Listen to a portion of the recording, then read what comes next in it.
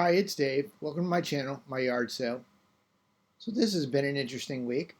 Last week we got more snow again, and a tree fell down in my front yard, which luckily I have a neighbor who wanted the wood, so he came over and cut it up and took it away, which I'm happy about that. But I really thought that maybe the snow and the cold would be done. Yeah, I'm still in my house in my winter kind of outdoor shirt, and I do have my hat. I just don't have it on right now. Still kind of cold outside for sure. I think it's going to be in the 50s and 60s in the next couple of days, so I'm happy about that. So the last couple of days and the last week has been kind of interesting.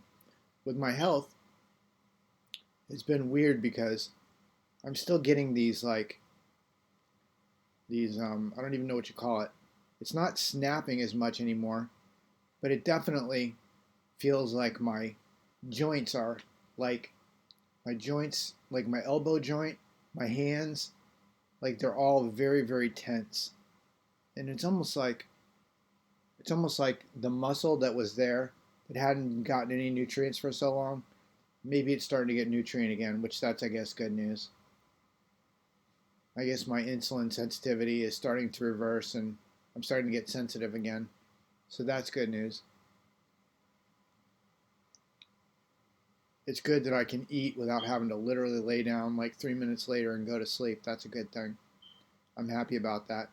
So last week, I wanted to change up my diet a little bit. I've been watching so much YouTube videos about plant-based this and plant-based that and cutting out all protein and or all animal protein and fats and how that will help reverse metabolic issues and diabetes. And I mean, I have nothing to lose, so I figured I'd give it a try. So I'm just going to say that last week I ate plant-based. I usually buy 5 pounds of beef, ground beef, and mix vegetables into it. I mix in about probably 3 to 4 pounds of vegetables. Last week, I bought no beef. I did buy beans. I bought a lot of beans, and I added in a couple pounds of vegetables. I added in corn, carrots, and peas, and frozen Brussels sprouts. I didn't hate it. It was kind of good, but also I added in 2 pounds of beans. What I found is that no matter how much I ate, I just could not get full. I couldn't feel like I was full. Even though I knew that I should have been full, I absolutely just could not feel full. So that was quite unpleasant, feeling hungry all the time. And then the weirdest thing is, almost immediately after eating all these beans and vegetables, I would be craving sugar, like a mad, crazy craving. And I would have eaten just if I had just sugar, I would be eating sugar fresh out of the container. I was craving sugar so bad, and I can't explain why that would be, but it is what it was. So I didn't need a ton of sugar. I did eat all my beans and I ate all my vegetables. And then this week I made another batch of my food, except for this time I added 3 pounds of beef. And it's crazy because I can eat 3 pounds of beef with 2 pounds of beans and 2 to 3 pounds of vegetables and sweet potatoes and stuff, all mixed together and then cooked up. I can eat that, and I can eat it definitely once a day and feel pretty full, at least for a couple of hours. I can eat that twice a day and feel completely full throughout the entire day. And I still would love to have a little sugar pie, a delicious little sugar pie, but I don't feel like I'm craving it constantly. So this whole cravings thing for sugar, it doesn't get easier when you take beef or protein out of your diet, that's for sure. So I'm back to eating ketovore. I'm still eating carnivore quite a bit, but mostly ketovore. And I'm definitely away from plant-based. I don't think plant-based is going to work for me.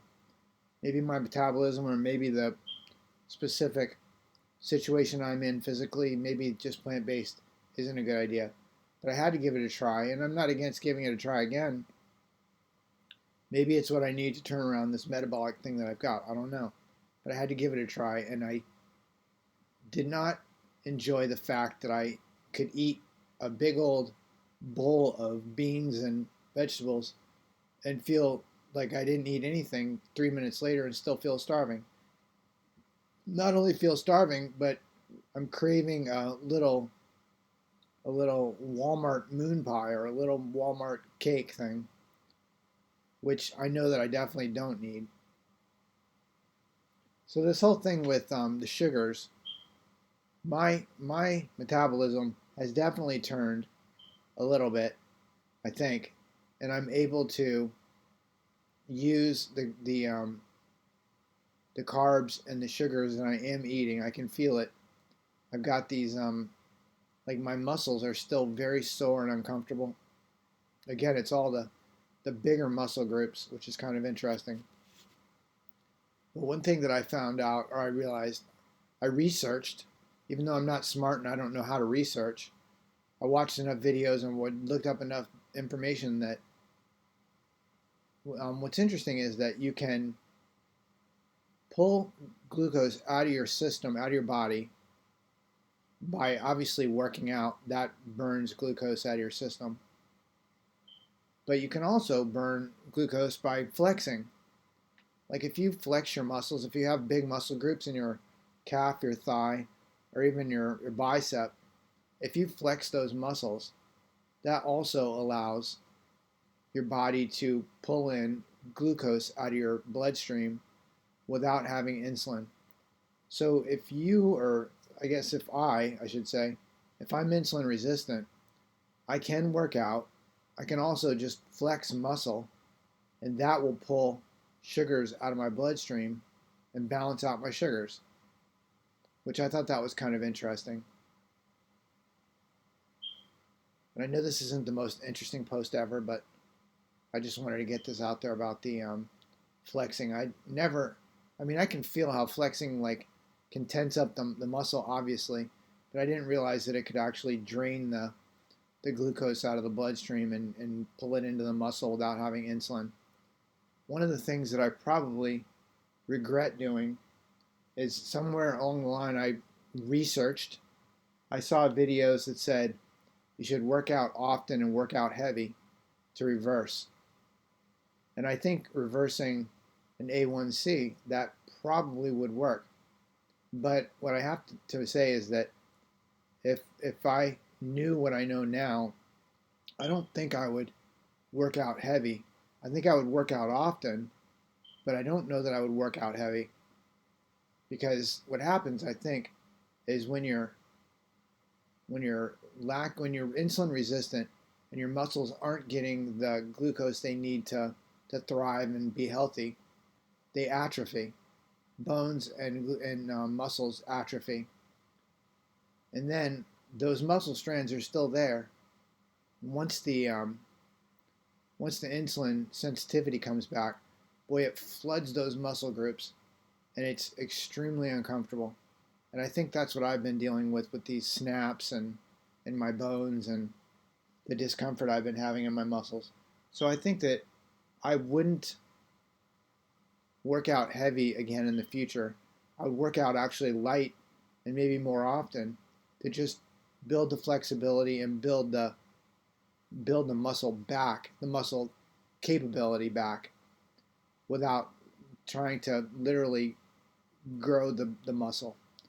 Even though that's what I wanted to do and that's what I needed to do, I think that's part of the reason why I'm having so much discomfort. There's all that muscle there that's now getting flooded with glucose and with nutrient, and it just makes the muscle very uncomfortable. So I'm definitely not a doctor. I'm not a healthcare specialist. I'm not encouraging anybody to not work out or to not be physical. But if a person is greatly insulin resistant for a very long time, and you would know that, I knew that. I could look in the mirror and tell that there was something physically wrong. I looked like a ghost. I had lost so much weight. I think until I realized what was wrong, I was working out pretty heavy, pretty regularly. Every day I was working out. I was doing push-ups and squats, which is funny because it's all the same muscles that are the most uncomfortable now.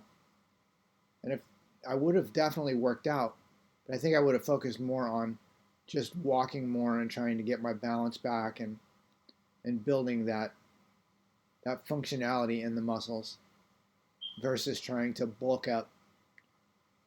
So I'm hoping that all that muscle bulking up will help me expedite into the next step of whatever this thing is, instead of being stuck with this whole bone snapping and uncomfort in the muscle groups. If this is interesting at all, do me a favor. Give me a thumbs up. And if you're interested in hearing more about my story and my situation, subscribe. I'd love to tell you more of what's going on, and hopefully I'll get to share some good news soon. Anyways, hope you're having a great Easter and a great weekend. Have a great day. Thanks. Bye-bye.